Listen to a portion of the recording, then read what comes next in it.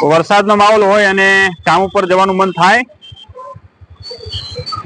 તો આજે આપણે કામ ઉપર નથી ગયા અને ત્યાં આપણે રજા મૂકી છે અને રજા મૂકીને આજે વરસાદના માહોલનો આનંદ લેવા માટે આપણે આજે ચલો મિત્રો નીકળીએ આપણે જ્યાં જવાના છીએ ત્યાં વરસાદનો આનંદ લેવા માટે।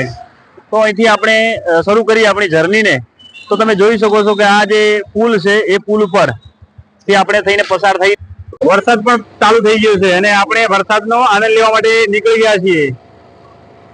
જોઈ શકો છો આપણે ધીરે ધીરે આપણે જ્યાં જવાના છીએ ત્યાં રિક્ષા જે આપણી આગળ જાય છે। તમે અહીંયા જોઈ શકો છો કે રિક્ષાની અંદર વરસાદ થતાની સાથે જ લોકો ઝાડ વાવવા માટે લાગી ગયા છે। વરસાદ હોય અને આપણા ઘરે જે પ્રાણીઓને આપણે પાળીએ છીએ એ પ્રાણીઓને લઈને ચરવા માટે વરસાદમાં ના જઈએ એવું બને જ ના। તમે અહીં જોઈ શકો છો કે જે ઘેટાઓ છે એનો માલિક આ વરસાદના અંદર ચારવા લઈને નીકળી ગયો છે। આ છે આપણી મા ભારતી ભારત દેશની સુરક્ષા કરતા જવાનો માટેનો કેમ્પ। જેઓ આપણા ભારત દેશની સુરક્ષાઓ પોતે કરે છે અને એમનું આખું જીવન એમના માટે ખપાવી દે છે।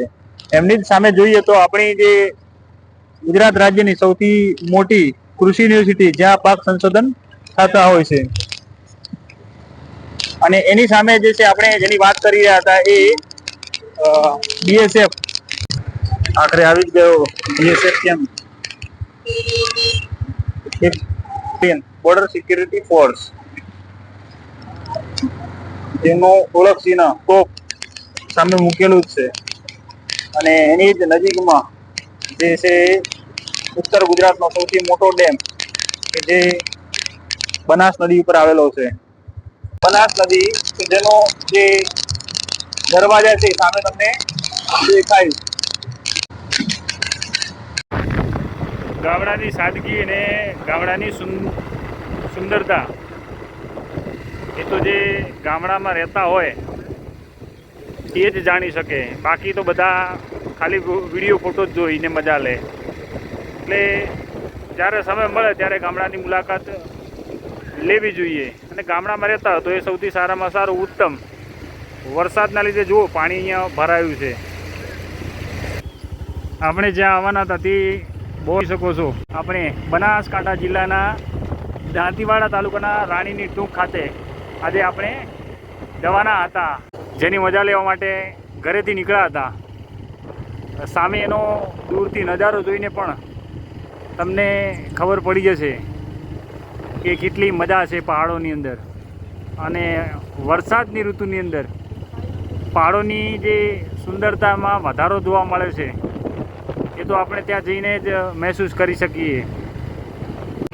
દૂરથી પણ જે પહાડનો સુંદરતા છે એ કેટલી સરસ લાગી રહી છે। તો તમને પણ જ્યારે તક મળે ત્યારે તમારે એ પહાડોની અંદર ફરવા માટે નીકળી જવું જોઈએ। આપણે તેના ઉપર ચડીશું એના મજા લઈશું।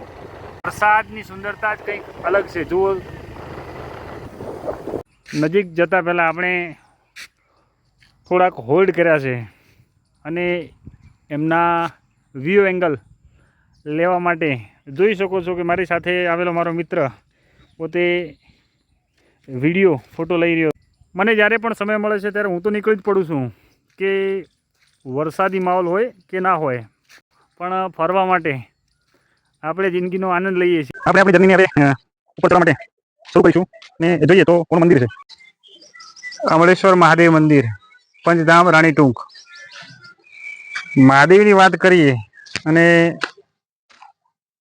હું મારી વાત કરું મહાદેવને લઈને તો મહાદેવ મને શું નથી આપ્યું। જે પણ મનની અંદર ઈચ્છા કરી છે એ તમામ વસ્તુઓ આજ સુધી મને મહાદેવ આપી છે। એટલે સૌથી વધારે દેવોની અંદર ગમતો હોય તો એ મહાદેવ છે। કારણ કે મારા મનની તમામ ઈચ્છાઓ પૂરી કરનાર મહાદેવ છે અને સંજોગોના અવસર અહીંયા આવવાનું થયું તો મંદિર પણ મહાદેવનું નીકળ્યું। તો મને જે છે એ ડબલ ખુશ થઈ ગયું. મારો મિત્ર જ્યારથી આવ્યો છે ત્યારથી પહાડના નજારાઓની રીલ્સ તૈયાર કરી રહ્યો છે. અને હું જ્યારે એને કહું છું કે ભાઈ તું તારું પોતાનું બ્લોગિંગ યા વિડીયો બનાવવાનું ચાલુ કર, તો એનો જવાબ મને હોય છે કે હું જ્યારે સારી રીતે શીખી અને પછી જ બનાવીશ. એને મને કીધું કે હું સારી રીતે શીખીને બનાવીશ, પણ મેં એનો એક જ જવાબ આપ્યો કે સારી રીત નહીં, શરૂઆતની જરૂર છે. તો એ લગભગ કેટલાય સમયથી પ્લાનિંગ કરે છે કે વિડીયો બનાવવા, પણ શરૂઆત નહીં કરી શકતો. એ તમારા જેવો જ છે, એને શરમ બહુ આવે છે કે શરમના લીધે એ પોતાના વિડીયોને ક્યાંય શરૂઆત નહીં કરી શકતો. તો હું બસ એને એ શરમ દૂર થાય એના માટે જ કરીને વિડીયોની અંદર લઈ રહ્યો છું. ભાઈ તારી રીલ બની ગયો તો હવે આઈશ. એકલો એકલો રીલ બનાવે છે પણ પોતે પોતાની રીલ બનાવી નહીં શકતો. બસ જે કુદરતી સૌંદર્ય છે, સુંદરતા છે, એની જે પણ કઈ એ બનાવી લે છે. ઓય આવું નહીં ભાઈ.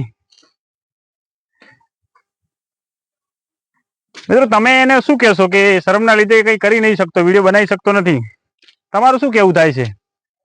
શું શરમ આવી જોઈએ? જો હા તો કેમ, અને ના તો પછી એ કેમ શરૂઆત નથી કરી શકતો?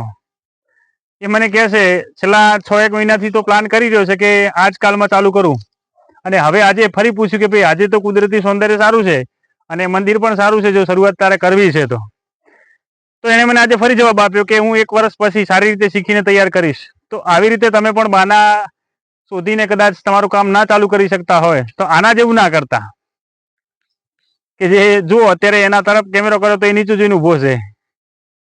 ઓ ભાઈ ઊંચું જોશો? ઓકે ઓકે, આવો મારી સાથે, પહાડોની મજા કરાવું તમને. જો મિત્રો કેટલું સરસ સુંદર વનરાયું છે, જંગલ બની ગયું છે. વરસાદના લીધે તો સુંદરતામાં કેટલો વધારો થઈ જાય છે. જેટલું પણ જીવન જીવ્યો છું એ જીવનની અંદર એટલું શીખ્યો છું કે ખુશીને સારી રીતે માણવી હોય યા જીવવી હોય તો તમારે પહાડોની અંદર જવું પડે અને પહાડોની સુંદરતાને માણવી જોઈએ. તમને કહીશ કે જ્યારે પણ સમય મળે છે તો વ્યસ્ત ભરી જિંદગીની અંદરથી તમે સમય લઈને પહાડોની અંદર ફરવા જાઓ, અને એમાં પણ ચોમાસું ઋતુ હોય તો પછી એને કોઈ પૂછવું જ ના પડે, નીકળી જ જવાનું, એમાં ચિંતા કે વિચાર કરવાનો જ ના હોય. તો આવી રીતે આપણે બસ હવે આ ચોમાસું ચાલુ થયું છે તો ચોમાસાના મજા લેવા માટે જોઈએ કેટલા પહાડોની મુલાકાત યા કયા કયા કુદરતી સૌંદર્યને માણી શકીએ. આખરે આપણે શિવજીના મંદિરે પહોંચી જ ગયા છીએ. જોઈ શકો છો કે અહીંયા મંદિરની અંદર કામકાજ ચાલી રહ્યું છે.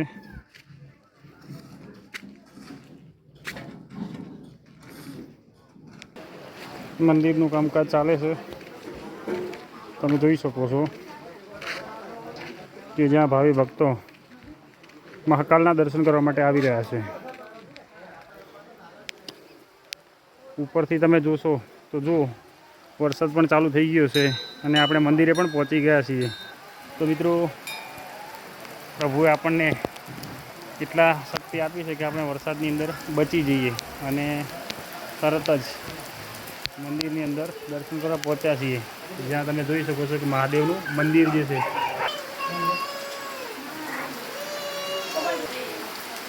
વરસાદ ચાલુ છે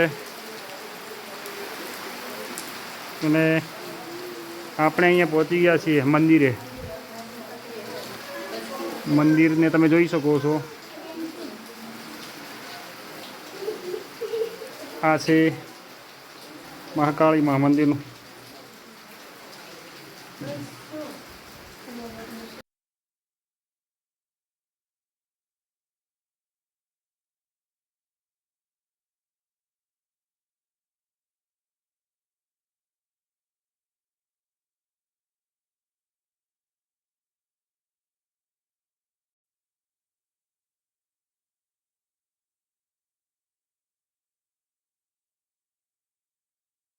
મહાદેવના દર્શન કરીને નીચે જવા તરફ આપણે હવે નીકળી પડ્યા છીએ.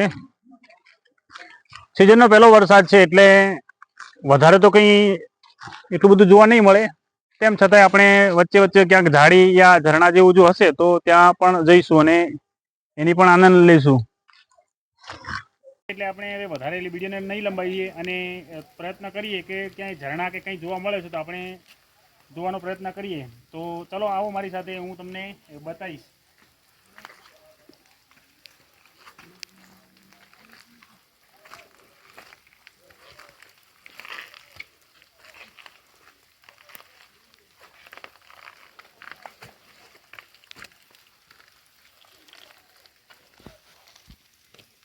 સિઝનનો પહેલો વરસાદ છે એટલે ઝરણા જોવા નહીં મળે, પણ આ ઝાડીની જે મજા છે એ ઝાડીની મજા તમે લઈ શકો છો. સિઝનના પહેલા વરસાદમાં તમને એટલી જે મનોરંજકતા છે એટલી જોવા નહીં મળે, પણ તેમ છતાંય સારું વાતાવરણ છે, તમારે આવવું જ જોઈએ. અને આપણે બીજી વખત જ્યારે આવીશું ત્યારે ઝરણા અને બીજા બધા જે છે એ પણ વિડીયોની અંદર એડ કરવાનો પ્રયત્ન કરીશું.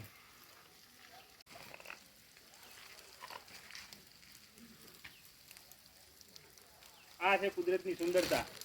ઘરેથી બહાર નીકળે તો જ ખબર પડે કે ખરેખર શું છે.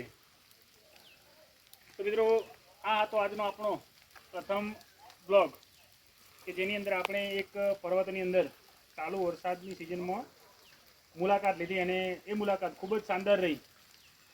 તમને બધાને પણ કહીશ કે તમે પણ આવો અને ચોમાસાની ઋતુની અંદર પર્વતોની અંદર ફરો, પ્રકૃતિ સાથે વાતો કરો અને મનને શાંતિ મેળવો. પ્રકૃતિના ખોળે આવીને પ્રકૃતિની આનંદ લઈને બહુ જ મજા આવી, સાથે મનની શાંતિ પણ મળી છે. એવી અનુભૂતિ થઈ કે આજે જે પણ ટેન્શનો ચાલતા હતા એ ટેન્શનોની અંદરથી ઘણા ખરા અંશે મુક્તિ મળી છે. અને એ મુક્તિ સાથે આજે પ્રકૃતિને મુલાકાતથી જે પણ અનુભવ થયા છે એ અનુભવને લઈને બસ એટલું જ શીખવા મળ્યું છે કે જ્યારે તણાવમાં હોઈએ, મુશ્કેલીમાં હોય તો આવા વખતે આપણે બસ આવા વાતાવરણની અંદર બહાર નીકળીએ તો આપણને મનને શાંતિ મળે છે. આજની અનુભૂતિ અને આજના અનુભવોને જીવનની અંદર વર્ણવાયેલા રહેશે, જોડાયેલા રહેશે. અને આવી જ રીતે આપણા જીવનની આનંદ કરતા રહીશું અને ફરી કોઈ નવા સમય અને નવી યાદો સાથે કોઈ નવી જગ્યાએ જઈશું અને બસ જિંદગીનો આનંદ આમ જ લેતા રહીશું. બસ આવી જ રીતે કોઈ ફરી નવી જગ્યાએ જઈશું અને જિંદગીની જે મજા લેવાનો છે એ ફરીથી કોઈ નવા સ્થળે, નવા સમય અને જ્યારે પણ આપણને સમય મળશે, કારણ કે વ્યસ્તતા ભરેલી જિંદગીની અંદરથી સમય મળતો નથી, પણ આપણે કાઢીએ છીએ. તો ફરી નવો સમય જ્યારે પણ આપણને મળશે ત્યારે આવી જ રીતે કોઈ નવા સ્થળે જઈશું અને નવા વિડીયોની અંદર મુલાકાત લઈશું. ત્યાં સુધી